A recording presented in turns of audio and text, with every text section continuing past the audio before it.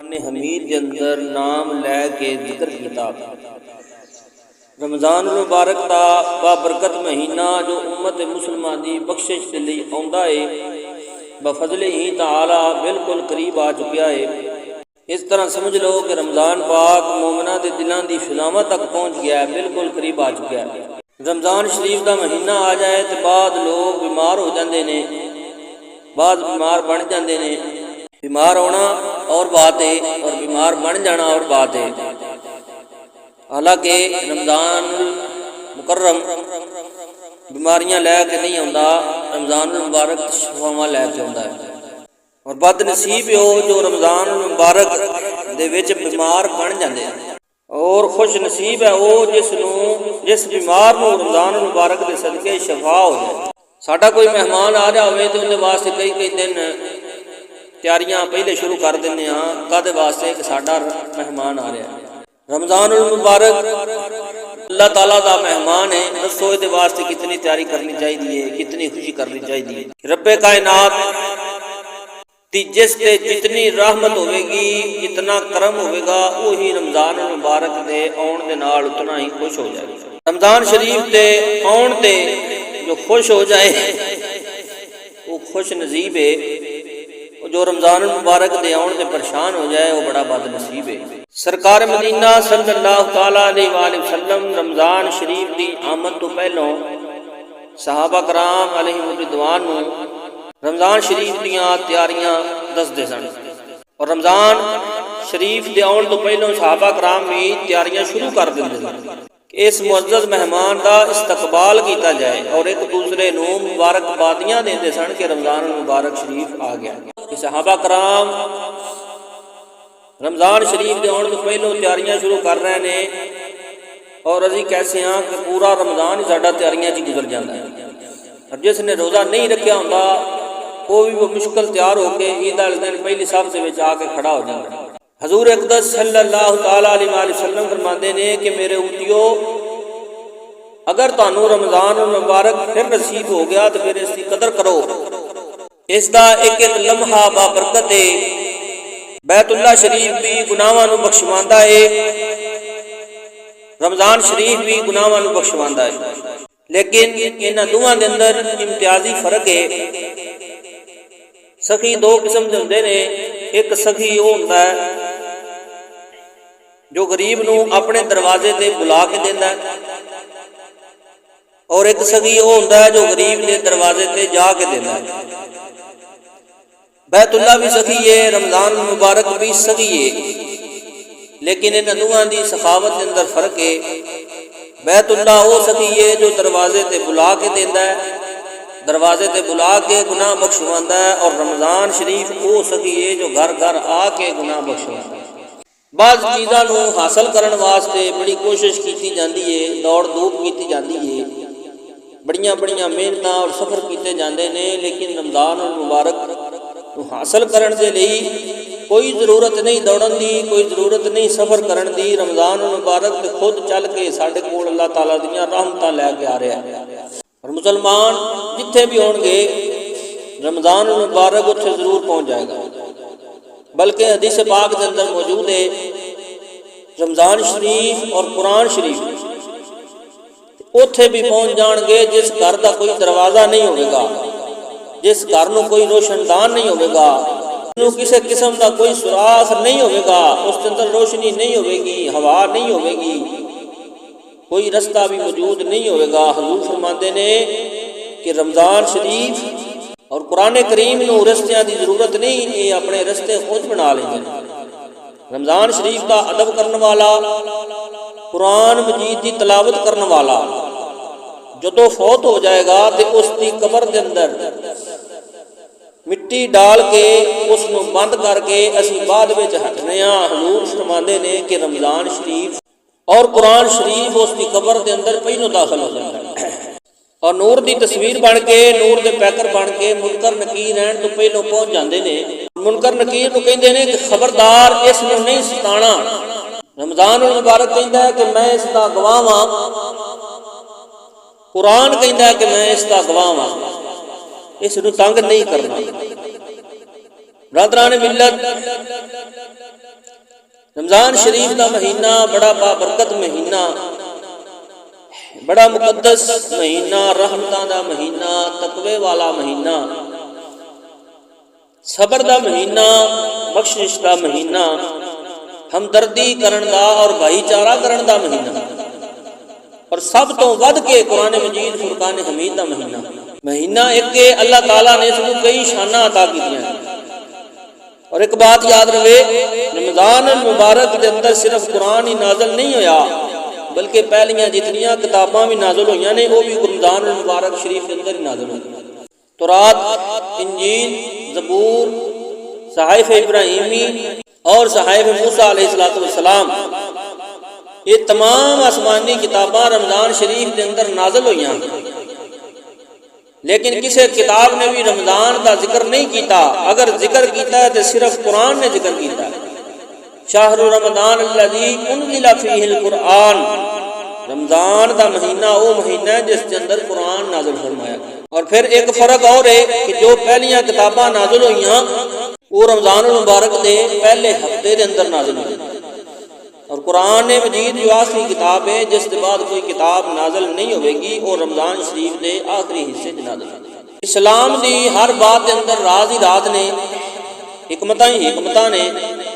اسلام دے اندر اتنیاں شانہ، اتنیاں حکمتاں، اتنیاں رحمتاں موجود نے کہ اگر قرآن مجید دیاں آیتاں نوں اور حدیث پاک دے خزانیاں نوں سمجھن دی کوشش کریے تو سانو کسی دوسری کتاب نوں اٹھان دی ضرورت ہی نہیں ہوگی۔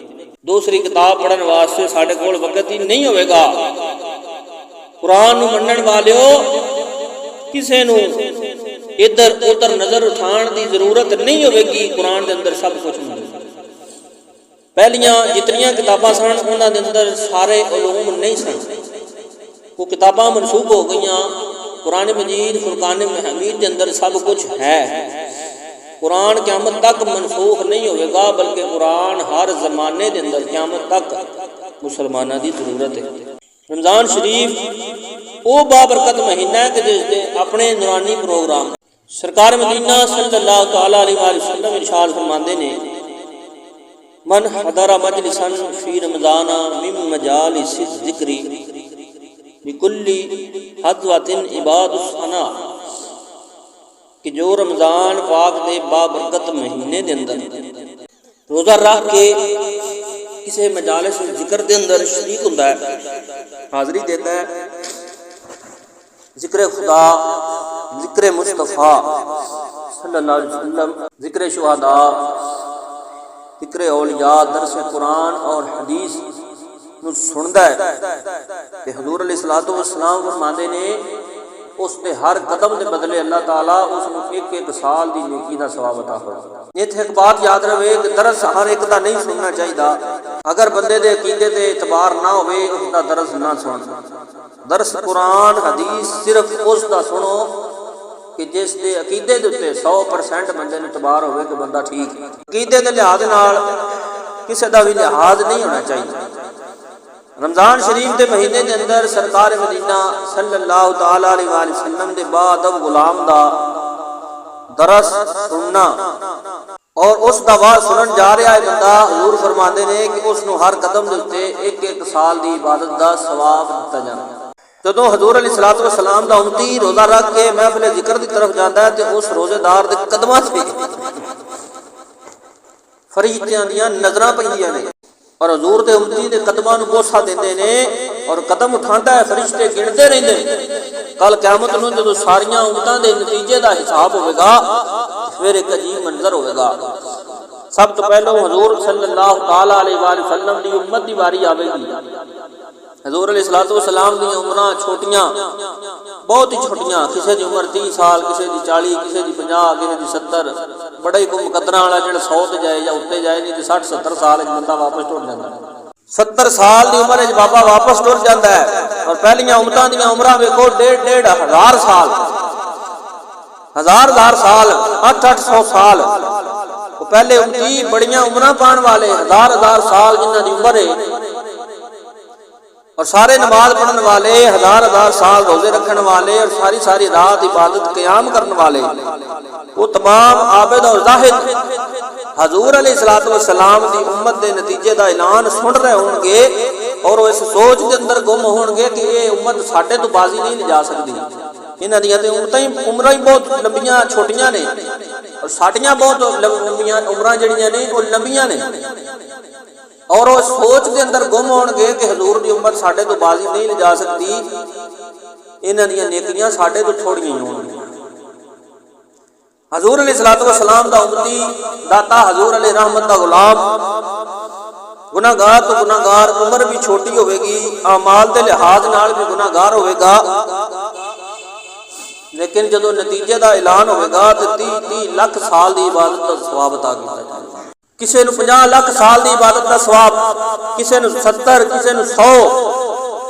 بڑا ہی کوئی گناہ گار تو گناہ گار ہوئے گا جس کی ہزاراں دے اندر تعداد ہوئے گی، زیادہ دی تعداد لکھاں تو ملتے ہوئے گی، اور پہلیاں امتاں دے عابد اور زاہد حیران ہو جان گے اور آپس دے اندر ایک دوسرے نال سرگوشیاں کرن گے، کہن گے ایک دوسرے نو کہ قدرت دی طرفوں اعلان ہو رہا ہے، اے میرے محبوب دے امتی نے، میرے محبوب صلی اللہ علیہ وسلم نے اعلان رحمت کیتا۔ اگر کوئی رمضان شریف دا روزہ رکھ کے، حضور نے ارشاد فرمایا کہ اگر کوئی رمضان شریف دا روزہ رکھ کے اسلام دے مطابق نہایت پاکیزگی دے نال وقت گزاردا ہے، ذکر خدا کردا ہے، ذکر مصطفیٰ سندا ہے اور سننے واسطے محفل دے اندر جاندا ہے، اس دے ہر قدم دے بدلے 1 سال دی عبادت دا ثواب لکھ دتا جاندا ہے۔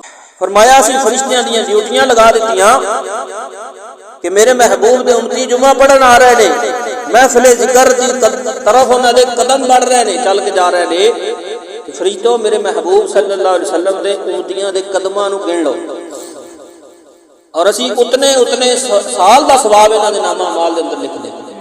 پہلیاں امتاں دے بڑے بڑے عابد ظاہر حیران ہو جان گے کہ حضور دی گناہ گار امت جڑی وہ ساڈے تے غالب آئی پئی ہے، تے جڑے حضور دی امت دے متقی اور پرہیزگار نے، غوث قطب ابدال، اے نے جڑے بندے نے انہاں دا کی عالم ہوے گا۔ سرکار مدینہ صلی اللہ علیہ وسلم نے رمضان شریف دیاں خوبیاں بیان فرمائیاں، اور بڑا ہی کوئی بے ایمان ہوئے گا جو اس اندر شک کرے گا، کیونکہ فرمان حضور دا ہے۔ حضور علیہ الصلوۃ والسلام ارشاد فرماندے نے اذا جاء رمضان، کہ جدو رمضان شریف شروع ہو جاتا ہے، فتحت ابواب السماء، کہ آسماناں دے سارے دروازے کھول دیتے جاندے ہیں۔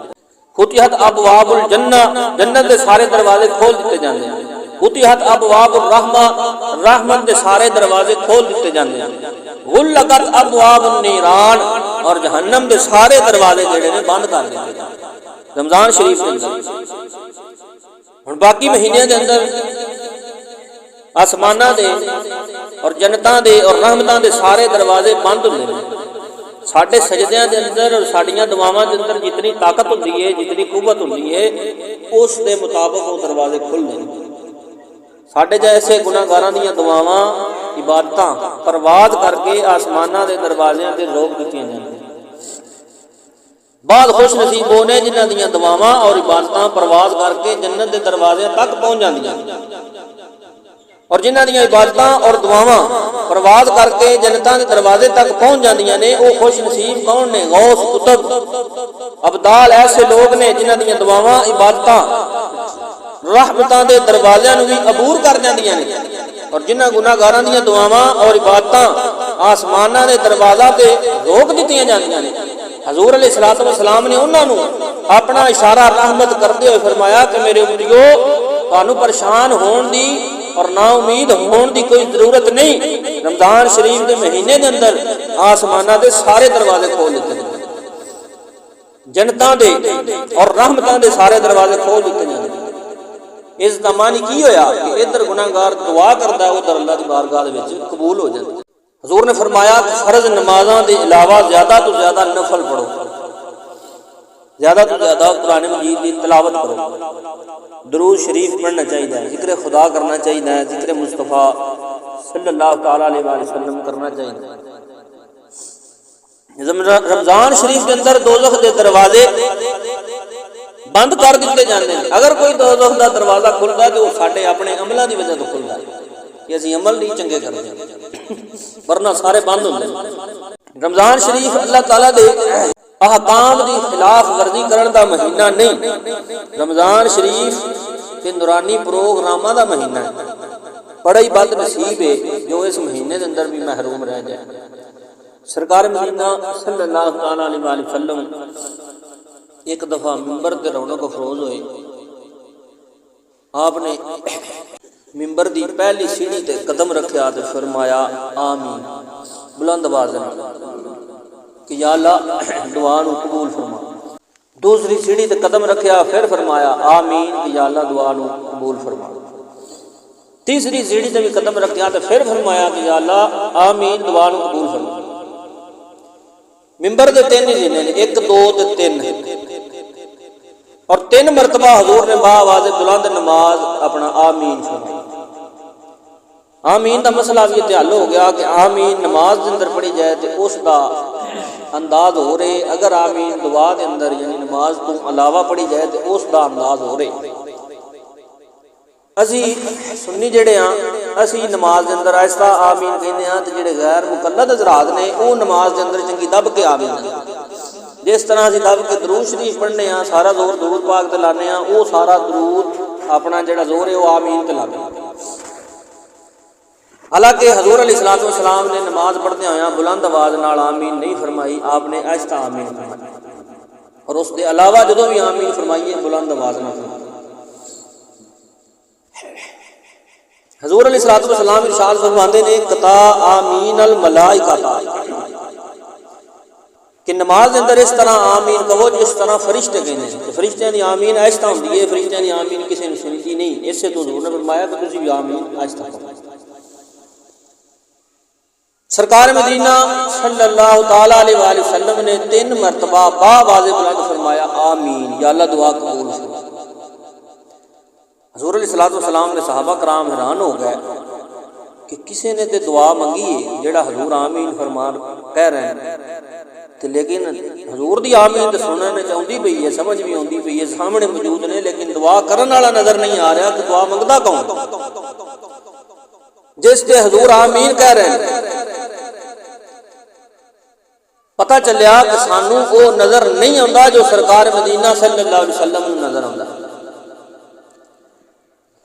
بے ادب گستاخ کہندے نے کہ حضور ساڈے ورگے نے, انہاں نوں چاہیدا ہے کہ ساری دیہڑی باہر دھوپے کھلو کے اکھاں پاڑ پاڑ کے بھی ویندے رہن تے انہاں نوں ساری دیہڑی دن چٹے اکھاں کھول کے وہ چیز نظر نہیں آوے گی جیڑی حضور علیہ الصلوۃ والسلام دیاں نگاہاں بند ہون تے آپ دے سامنے ساری کائنات ہوندی.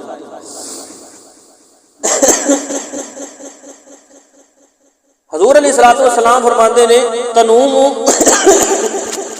عینی ولا ینام قلب, کیا میرے غلاموں جدوں میں سونا میری اکھاں سو رہی ہوندیاں نے لیکن میرا دل جاگ رہا ہے. غور کریے اتنے بڑا مسئلہ بھی آ گیا کہ جدوں اسی سو جائیے نا جڑے امتیاں ساڈا سوتیاں وضو ٹوٹ جائے, اسی اٹھنا تو وضو نواں کرنا, سو گئے ساڈا وضو ٹوٹ گیا. لیکن اگر نبی سو جائے تو وضو نہیں ٹوٹتا. جڑے کہندے نے حضور ساڈے ورگے نے انہاں نوں مولانا روم رحمۃ اللہ علیہ فرماندے نے کہ حضور نوں ساڈے ورگا کہن والا وہ اس طرح کہ جس طرح کافر ہے, کیونکہ کافر حضور نوں کہندے سن کہ اے نبی ساڈے ورگا ہے.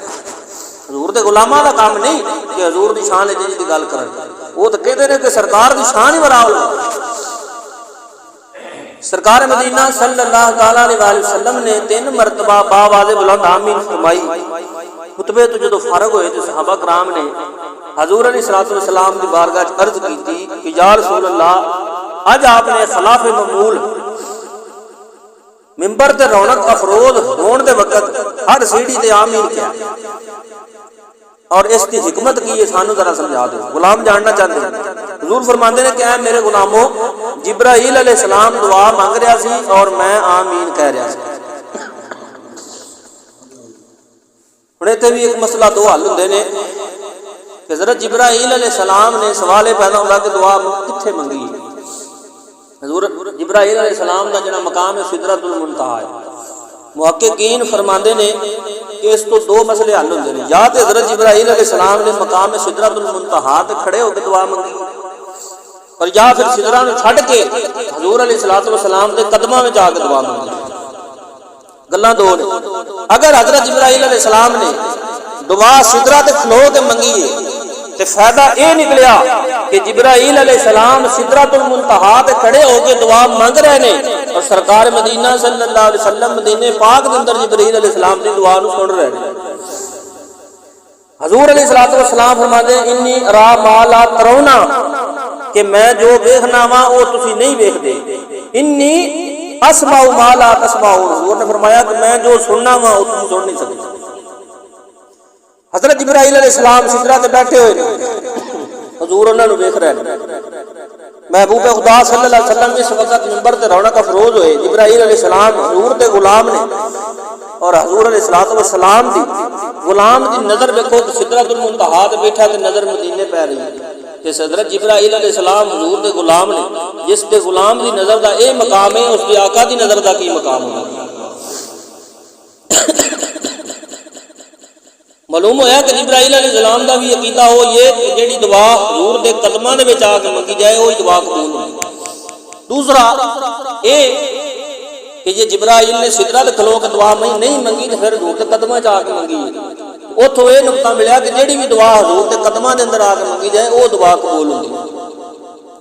اور ساڈا یہ عقیدہ ہے کہ جو بندہ حضور دی بارگاہ صلی اللہ تعالی علیہ وآلہ وسلم دے اندر پہنچ سکتا ہے وہ اتنے پہنچ کے دعا منگے وہ قبول ہوے گی، جو نہیں پہنچ سکتا حضور دا وسیلہ دے کے جتنے ہے اتنے کھڑا ہو کے دعا منگے، اللہ قبول منظور۔ ہن دعا کرو کہ حضور صلی اللہ علیہ وسلم آپ دے وسیلے دے نال دعا منگنی چاہیے، قبول ہوندی۔ ہن ذرا غور کرنا کہ دعا کتنی عظیم اور کتنی حسین ہوئی جیڑی حضرت جبرائیل علیہ السلام نے منگی ہے، اور آمین حضور فرما رہے ہیں۔ سرکار مدینہ صلی اللہ علیہ وسلم نے فرمایا آمین، حضور نے ممبر دے قدم رکھا، جبرائیل نے دعا منگی کہ یا رسول اللہ جو بندہ رمضان شریف دا مہینہ پائے اور اس دے گناہ نہ بخشے جان وہ بندہ ہلاک ہو جائے، تباہ و برباد ہو جائے۔ کہ جیڑا رمضان شریف دا مہینہ پائے اور اس دے اندر بھی وہ دے گناہ نہ بخشین تو وہ بندہ تباہ و برباد ہو جائے، ہلاک ہو جائے۔ حضرت جبرائیل علیہ السلام نے دعا منگی، جب بعد دعا کی تھی، حضور فرماندے نے آمین یا اللہ انجی ہو گئے۔ رمضان شریف کا مہینہ آیا، حضور نے فرمایا کہ یا اللہ انجی ہو گئے جی جبرائیل علیہ السلام نے دعا منگی۔ ہن اسی یہاں رمضان شریف کا اگر مہینہ آ جائے سانو احساس نہیں کہ رمضان شریف کے مہینے کے اندر شیطانی حرکتوں تو بعد رہنا چاہیے، اللہ تعالیٰ کے حکم کے مطابق زندگی بسر کرنی چاہیے، نماز کے اندر سستی نہیں ہونی چاہیے، روزے کے اندر سستی نہیں ہونی چاہیے، قرآن مجید پڑھن کے اندر سستی نہیں ہونی چاہیے۔ رحمت للعالمین صلی اللہ علیہ وسلم نے بھی فرمایا کہ یا اللہ دعا قبول فرما جبرائیل علیہ السلام دی کہ جڑا رمضان ہے نہ بخشیوے اس پھر بخشینا کدوں ہے۔ حضور علیہ الصلوۃ والسلام نے منبر کی دوسری سیڑھی سے قدم رکھا، آپ حضرت جبرائیل علیہ السلام نے دعا منگی، آپ نے پھر فرمایا حضرت جبرائیل علیہ السلام نے دعا منگی کہ یا اللہ یا رسول اللہ جنہاں نے اپنے بوڑھے ماں باپ کو پایا اپنی زندگی کے اندر اور انہاں دی خدمت نہ کیتی، اپنے والدین دی انہاں نوں ستاندے رہے، وہ بندہ بھی ہلاک ہو جائے، تباہ و برباد ہو جائے۔ جس نے اپنے والدین نو پایا زندگی دے اندر اور انہاں دی بڑھاپے دے اندر سیوا نہ کی، او تے تو اگر ناراض کہنے تے وہ بندہ بھی برباد ہی ہو جائے۔ حضور نے فرمایا آمین یا اللہ اس دعا نو قبول فرما۔ معلوم ہوندا ہے کہ ماں باپ نو